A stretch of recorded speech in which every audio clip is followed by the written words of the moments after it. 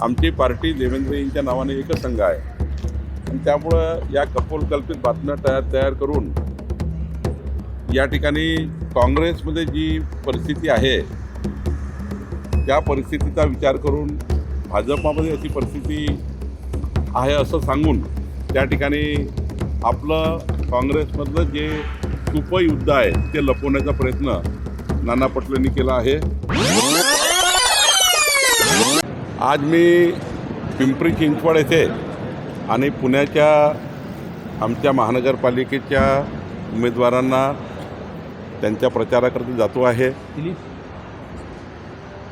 आणि मला विश्वास आहे की पुणे महानगरपालिका आणि पिंपरी चिंचवड महानगरपालिकेचे महापौर आमचा महापौर 2/3 बहुमताने विराजमान होईल असा मला विश्वास आहे। नाना पटोले जे बोलतात ते सिरियस नसतं। खरं तर देवेंद्रजी आमच्या महाराष्ट्राचे एकमेव नेते आहेत आणि आमच्या भारतीय जनता पार्टीच्या 1.5 कोटी सदस्य संख्या असलेल्या पार्टीला एकमेव देवेंद्रजीचा आधार आहे। आमच्या पक्षामध्ये कधीही देवेंद्रजीबद्दल कुणीही गटातटाचं राजकारण करू शकत नाही। आमची पार्टी देवेंद्रजींच्या नावाने एकच संघ आहे आणि त्यामुळं या कपोलकल्पित बातम्या तयार करून या ठिकाणी काँग्रेसमध्ये जी परिस्थिती आहे त्या परिस्थितीचा विचार करून भाजपामध्ये अशी परिस्थिती आहे असं सांगून त्या ठिकाणी आपलं काँग्रेसमधलं जे छुपं युद्ध आहे ते लपवण्याचा प्रयत्न नाना पटोलेंनी केला आहे। खरं तर आमचे नेते देवेंद्रजी यांच्यासोबत कुणीही गटातटाचं राजकारण करू शकत नाही।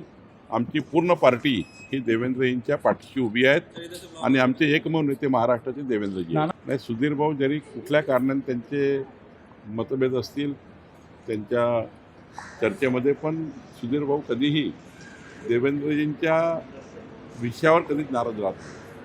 मतभेद थोडे लोकल लेवलचे आहेत, चंद्रपूरमध्ये आहेत, पण त्या ठिकाणी हा देवेंद्रजीच्याबद्दल कधी सुधीर भाऊनी कुठल्याही पद्धतीने मनभेद केला नाही। कुठलीही पार्टी आमची या ठिकाणी देवेंद्रजीच्या नावाने कधी त्या ठिकाणी कुणाच्याही मनात काही शंका उरत नाही। देवेंद्रजी एकदा बोलले तो अंतिम पक्षाकरता निर्णय असतो आणि त्यामुळं सर्व पार्टी ही देवेंद्रजींच्याच मागे उभी आहे। त्यांनी आमच्या पक्षामध्ये 2 गट कधीच राहू शकत नाही। देवेंद्रजीचं नेतृत्व एवढं सक्षम आहे की त्यांना कुठल्याही गटातटाची गरज पडत नाही। आमच्या पक्षातही खाली कोणी गटतट करू शकत भाऊ काय संबंध आहे आमच्या प्रचारामध्ये प्रसारामध्ये आमच्या महिलांनी आनंद व्यक्त केला असेल त्यामध्ये एवढं बोलायची गरज काय? शेवटी हा महिलांचा आनंद आहे, त्यांनी तो व्यक्त केला असेल।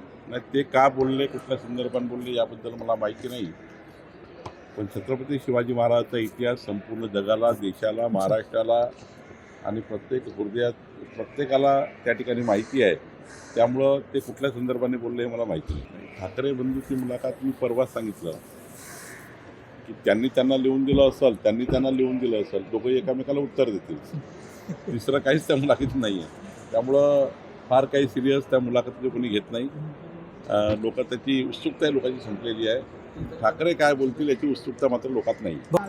ते काय बोलले याच्याबद्दल मी काय बोलणे नाही। माननीय मुख्यमंत्र्यांची चर्चा झाली आणि पुढची भूमिका आता माननीय आमचे अध्यक्ष रवींद्र चव्हाणजी ठरवतील। कालच सांगितलं की लोकशाहीमध्ये प्रगल्भ लोकशाहीचं लक्षण आहे की बिनविरोध निवडणुका होणे आणि अनेक ग्रामपंचायतचे सरपंच, अनेक नगरसेवक बिनविरोध झालेले आहेत, अनेक पक्षाचे झाले आहेत। त्या ठिकाणचं स्थानिक नेतृत्व हे किती मजबूत आहे यावर अवलंबून असतं आणि जनतेवर तिथलं स्थानिक नेतृत्वावर विश्वास असतो म्हणून सर्व पक्षाचे लोक विकासाच्या बाजूने कुणाला तरी अनपोट करतात। त्यामुळे मला वाटतं हे जे मला तर वाटतं की जास्तीत जास्त निवडणुका अनपोट झाल्या पाहिजे, जास्तीत जास्त निवडणुकीचा ताण कमी झाला पाहिजे, लोकशाही मार्गाने निवडणुका झाल्याच पाहिजे, पण अनपोट झाल्याचा आनंद मात्र हा चांगलाच असतो, लोकशाहीमध्ये चांगला आहे। नागपूरमध्ये माझ्या 20 बैठका आहेत, 20 सभा आहेत। काल मी 4 ठिकाणी जाऊन आलो आणि 20 ठिकाणी मी जाणार आहे। तर ते छोट्या गोष्टीला मोठे करतात, त्यांना नियमाप्रमाणे सर्व मैदानं मिळतात। काहीतरी हवा तयार करून जनता जास्तीत जास्त आली पाहिजे, जनतेमध्ये त्या ठिकाणी अशा बातम्याच्या माध्यमातून भावना निर्माण झाली पाहिजे।